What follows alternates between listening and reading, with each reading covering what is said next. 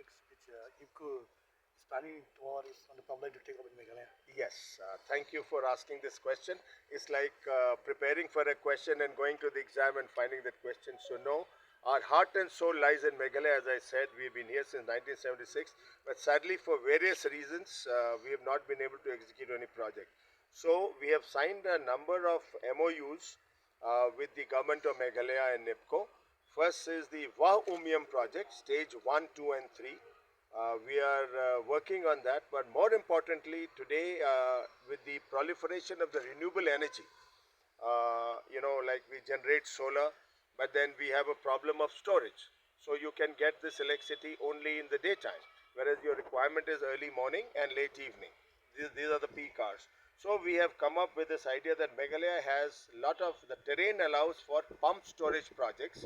So we are in advanced stages. We have already done the detailed project report on 2 pump storages in the Vah Umiam area as part of NEEPCO, and we are just awaiting the allotment of NOC from the government of Meghalaya, and we are in talks. The other day I was with Secretary Par and I also discussed with Chief Secretary Meghalaya, and hopefully moment we get the NOC we should be kick-starting the process. I would also like to add that my mothership, that is NTPC Group, the NTPC itself has identified 3 pump storage projects. So total we are talking of 5 pump storage projects. What happens in a pump storage project is that you lift water from bottom, take it to top, and then you store it, and then you generate electricity when you want. So it's like a electricity at will. So this will perhaps address the problem of shortage of electricity. It will also generate revenue for the locals in terms of, because when these constructions start, it will generate employment for the people, and with that will come more CSR initiatives. So I think there is tremendous potential for the hydropower and the PSP projects in the state. Can you also tell us about the dues accrued to NEEPCO as well as the NTPC? Dues from the state government. I mean, sadly, I am not from the commercial department. While I am doing all the solar projects on behalf of NEEPCO, but incidentally, you must know that I am the head of HR.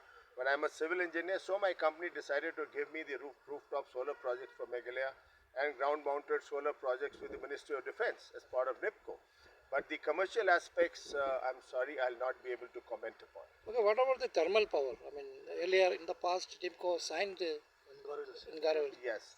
So, what is happening is that our commitment to go net zero, our commitment to achieve 500 gigawatt by 2030, and so the focus is more on renewable energy project, and that's why I said pump storage project and hydro projects, and now we are doing solar in a big way in NEEPCO. So you'll find all the companies are now diversifying, and then we are also looking at some pilot projects under green hydrogen. I would like to add that I was a facilitator between NTPC and Indian Army in creating a 200 kilowatt microgrid at Chushul on the India-China border, and the Bhumi Pujan was done by none other than Honorable Raksha Mantri a few months ago. And I'm happy to announce that day before yesterday, a long-term 25-year power purchase agreement between the NTPC group and the Indian Army has been signed, so I'm happy. So, we have to take baby steps because these are heavy investments, but there is no choice but to go renewable because the environmental concerns are many, and after all these projects take a lot of money. So the funding has to come from overseas as well as India. And people will not be funding if there are environmental concerns. I would also like to add that NEEPCO particularly has been 2 major projects in Tato Basin in eastern Arunachal have been sanctioned, and we are going to start the work another few months from now. This is an area called Tato, where almost 5 projects have been given to us of 2,626 megawatts. Out of which 2, Tato 1 and Hua, have been cleared by the Cabinet Committee on Economic Affairs, amounting to roughly 4,000 crores. So why I am giving you these figures is that it needs heavy investment. But Honorable Prime Minister, our Honorable Minister, Shri Khattar, everybody is focused, and we are getting a lot of support to shift to renewable energy, and that is the way to go. While also it's a reality that we can't do away with the thermal power because we are a growing economy. So the base power still remains thermal. So we are in a transition phase. Gradually we will shift to net zero by 2070. Yeah, one last question from my side. I would like to know what will be the role. Like we understand that the Umiam Hydro project could not take off because due to the opposition of the villagers. What will be the role of NEEPCO on this to resolve this?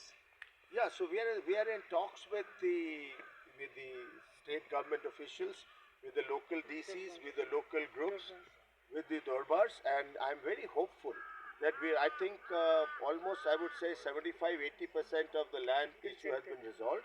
Maybe just 20%. So we have to have patience. In the army, I was taught that perseverance and resilience are two keys to success, and we shouldn't be disappointed. And these projects are long, with long gestation period. I'm very hopeful with the support that I'm getting from the government of Meghalaya, especially the Honorable Chief Minister and the Chief Secretary, Mr. Donald Walang, and Mr. Sanjay Goyal, the Power Secretary, and with the impetus given by our CMD, Sri Gurdeep Singh, and my entire team. I'm very hopeful that we will realize our shared dreams in Meghalaya.